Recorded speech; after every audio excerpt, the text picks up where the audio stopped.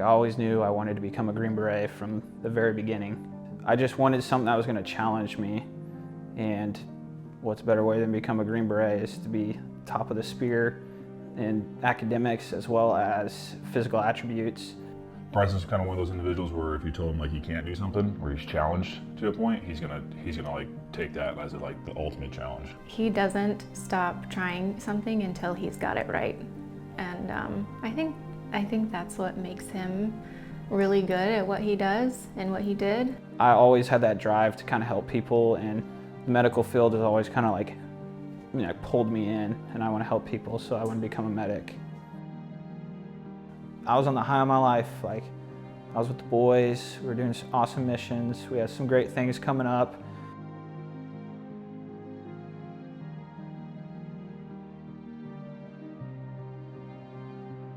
I was like one of the last jump master teams to perform our actions in the aircraft.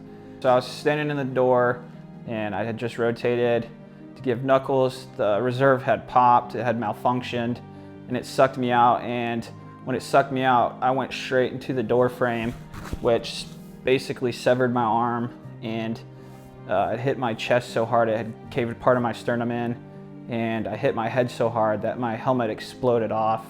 I actually have another good friend that I happened to be his safety and was like the closest person to him. He said it was like the most violent thing he's ever seen. They heard me bounce along the plane, and at one point someone was like, "Yeah, we think you might have even clipped the wing."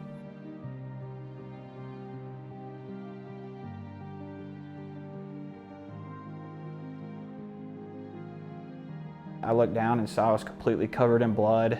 I saw my arm was dangling, I couldn't work it. Reached in, pushed the artery to the bone, kind of reached around and occluded the blood flow. I'm bleeding out, and I don't know how long I've got.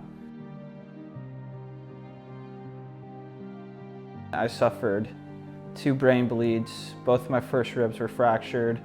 My bicep was cut in half, pulled from the forearm and shoulder. My subclavian artery had dissected, so I was bleeding out into my chest. My face was torn apart. It's a weird feeling when you go from like a totally normal day, and then your husband is like laying in a hospital bed emergency room. Like, it's a lot. They've done a few surgeries. I think I'm on number 5 at this point. I've tried to at least get some kind of amputation done, just because I know that the arm's toast. I know at least a mid-forearm amputation will give me some kind of function of life. Because it is a one-limb injury, I basically am disqualified from a lot of the benefits just based off of being injured but not injured enough. Without us qualifying for all these specialty programs and grants and stuff like that, like, we're paying for everything out of pocket. The injury has definitely like brought me down quite a bit. I mean, I've got one arm now. I'm sure there's a bunch of ways people say you can get things done, but it's not the way that I pictured my life going. And I've been trying to find ways to just go through the process and like find ways to play catch with my kids, go fishing. It sounds selfish, but I'm like, why didn't someone else grab that parachute? Why was it my husband? Whenever you lose something, your body part, you lose a sense of who you were. I just shut down. Like, I wouldn't say gave up. I just didn't accept it at first, and I just was brokenhearted. I just want him to be happy. I think he is.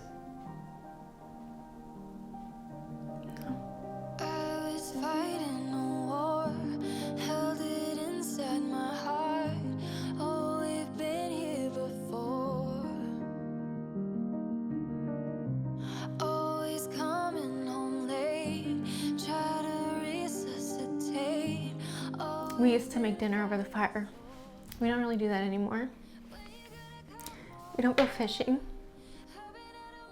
We don't do a lot of the things as a family that we used to do, because it's different now. He's different, and it's not his fault. I'm not who I used to be, and at the end of the day, it's okay, because It's all about growth and figuring out who you're gonna be for the rest of your life. Still working on that, figure out what it is.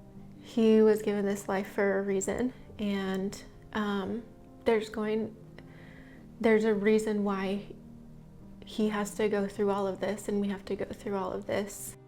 I looked at it from the wrong way for a long time. I always looked at it like, I've lost my arm, I've lost my identity because I can no longer do my job.